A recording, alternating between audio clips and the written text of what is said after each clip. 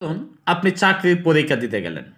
তো চাকরির পরীক্ষায় আপনাকে বলা হলো মাইক্রোসফট ওয়ার্ডের এই লেখাটিকে আপনাকে কিবোর্ড শর্টকাটের মাধ্যমে ক্যাপিটাল লেটার করতে হবে এবং স্মল লেটারে পরিবর্তন করতে হবে। তো আপনি কিভাবে এই কাজটি করবেন? তো যদি আপনি এই ট্রিকটি না জেনে থাকেন তাহলে অবশ্যই আমাদের এই ভিডিওতে ফলো করবেন। তো এর জন্য প্রথমে আপনি সম্পূর্ণ লেখাটিকে এভাবে সিলেক্ট করে নেবেন।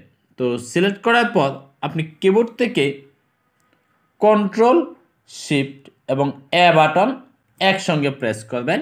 প্রেস করার সঙ্গে সঙ্গে দেখেন সম্পূর্ণ লেখাটি আমার ক্যাপিটাল লেটার হয়ে গেল।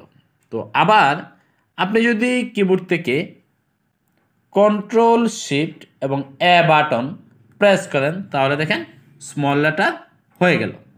তো আশা করি এই ট্রিকটি আপনাদের অনেক উপকার।